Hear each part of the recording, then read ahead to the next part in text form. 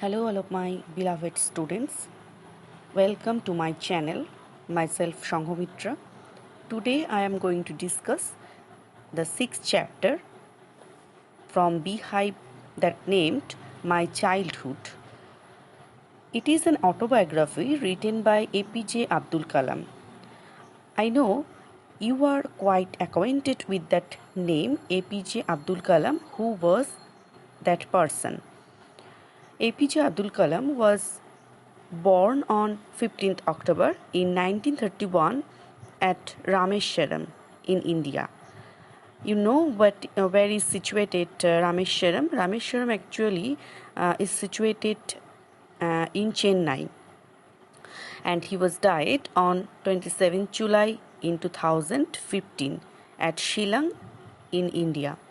His full name was Abul Pakir Jainulabdin Abdul Kalam. It's a very big name, and in short, we called him APJ Abdul Kalam, who was an Indian scientist and politician who played a leading role in the development of India's missile and nuclear weapons programs.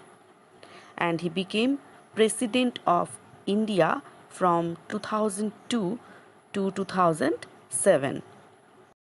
If I start to discuss his contribution, then it will not be finished in one sentence. Not only literature but also in science and politics, all the fields were filled with by his contribution. You know, Kalam was very poor then in his childhood. Then from the childhood he had worked very hard. He had given his full concentration and full dedication to his studies. Kalam studied an aeronautical engineering from the Madras Institute of Technology, and in 1958 he joined the Defence Research and Development Organization. That short name is DRDO. Then he soon moved to the Indian Space Research Organization, where he was the project director of the SLV III, India's first indigenously designed and produced satellite launch vehicle.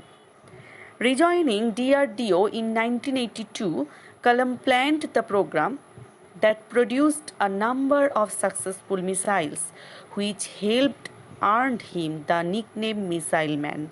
And after that, he became very popular by that nickname Missile Man. Then in July 2002, Kalam easily won the election, and he got a largely ceremonial post, and he was selected as India's 11th president. Then he left that position in the year 2007, and that position and after that that position was succeeded by Pratibha Patil, the country's first women's president. Throughout his whole life, Kalam wrote several books, including an autobiography named Wings of Fire that has been published in the year 1999. And from that book, that autobiography, this context has been taken.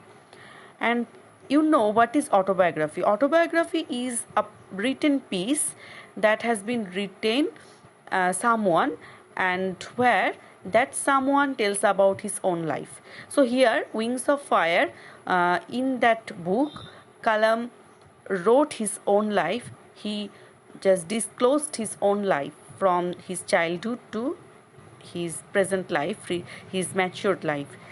So among his numerous awards, he was awarded by the country's highest honors, that is the Padma Vibhushan and the Bharat Ratna. Let's see in this text what about has been told by the Kalam. Let's move on to the summary. This lesson tells us about Professor Abdul Kalam's childhood. He is one of the world's greatest scientists. His father's name was Jainulabdin. His mother's name was Ashiamma. He was born in 1931 at Rameswaram. His parents were neither much educated nor rich, yet They were very generous and kind. Many outsiders ate with the family every day. Abdul Kalam had 3 brothers and 1 sister. They lived in their old ancestral house. It was a large Pakka house. It was on the Mock Street in Rameshwaram. Abdul Kalam was only 8 years old when the Second World War broke out in 1939.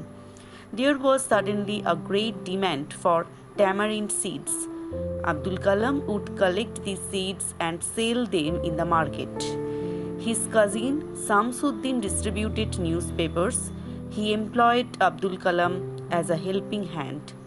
In this way, the child Abdul earned his first wages. Abdul Kalam's parents highly influenced him. Some of his friends and teachers also influenced him. He was in the 5th standard at Rameshwaram Elementary School.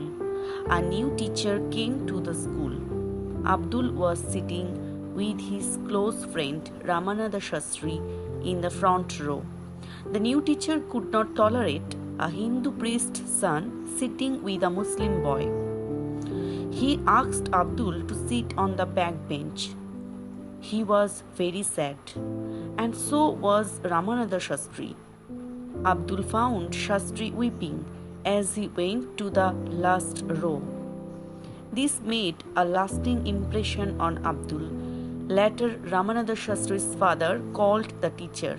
He asked him not to spread the poison of social separation among the children. The teacher felt sorry for the same. Abdul's science teacher Shiva Subramania Iyer was a high-caste Brahmin. His wife was very conservative, but he did his best to break social barriers. One day, he invited Abdul to his home for a meal. His wife refused to serve Abdul in her kitchen. Then Shiva Subramania served Abdul with his own hands. He sat down beside him to eat his meal. The teacher invited Abdul to come again the next weekend. He went to his house next week. His wife took Abdul inside her kitchen. She served him food with her own hands. From his father, Abdul inherited honesty and self-discipline. Abdul grew up. He asked his father's permission to study at Ramanathapuram. His father allowed him to do so. He consoled his wife, who had grown emotional. Abdul Kalam's father referred to Khalil Gibran, the Persian philosopher. He told her that her children were not hers. They were the sons and daughters of life's longing for itself. They came through her and not from her. She might give them her love, but their thoughts were theirs. Through the whole context, you got to know that our life is shaped by our experiences and the people around us. Kalam's secure childhood, inspiring parents, supportive friend and honest teacher instilled great values in him that gave him wings of fire.